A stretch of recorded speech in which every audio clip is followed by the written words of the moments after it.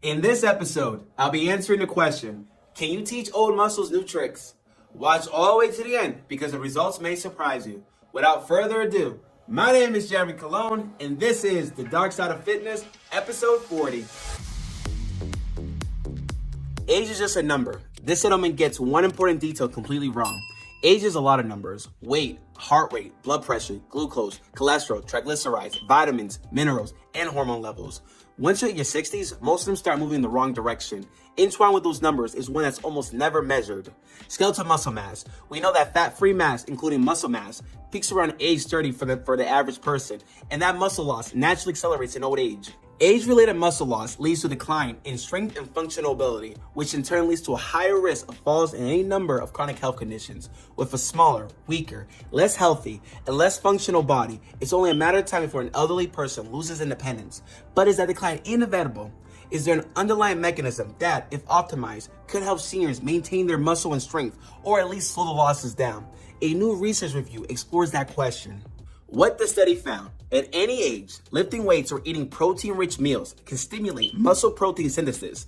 The anabolic response is especially powerful when you combine the two. But aging muscle is less sensitive to both stimuli, a phenomenon known as anabolic resistance. This study, a narrative review, asks if age alone is the cause. This is an important question. If anabolic resistance isn't hardwired into our DNA, it should be possible to prevent it from occurring and thus retain more muscle, strength, and functional ability in our 60s, 70s, and beyond. The author notes that 3 factors are linked to anabolic resistance: inactivity, low-grade inflammation, obesity. Those factors are all related to each other. Someone with obesity, for example, is more likely to have inflammation and do less physical activity. They also become more common as we get older.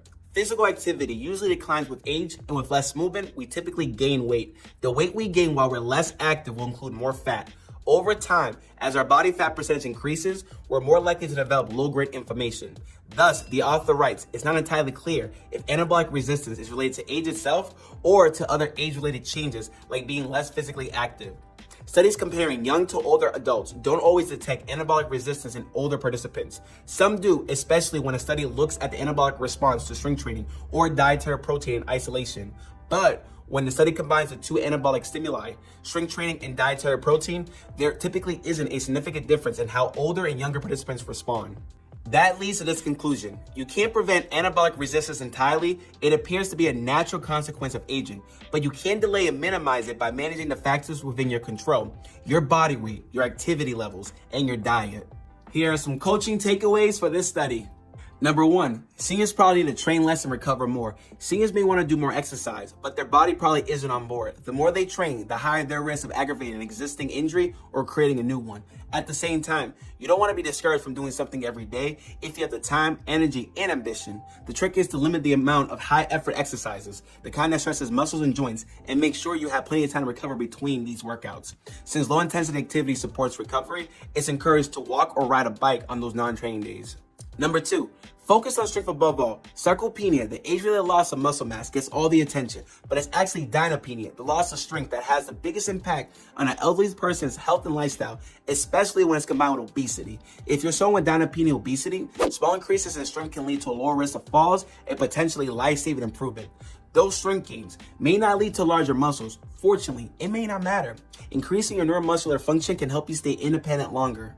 Number 3, optimize protein intake. One way around anabolic resistance is to increase your protein intake, not just before and after workouts, but also throughout the day. That includes non-training days. Ideally, you want to consume between 1.6 and 2.2 grams of protein per kilogram body weight per day, but that's harder than it sounds. Let's say you weigh about 80 kilograms, 176 pounds. 2 grams per kilogram would be 640 calories. That's at least a quarter of a typical senior's daily energy intake. It's best to start where you are and eat just a little bit more. Then build up from there if you're open to it. If, like most people, you typically get most of your protein at dinner, then focus on adding a little bit more protein to your breakfast and or lunch. This could also enhance your anabolic response at those meals rather than having one big spike at your final meal. I want to say thank you so much for taking the time to watch this video. As always, please like, subscribe, share this video with anybody who can benefit from this. And until then, see you in the next one. Take care.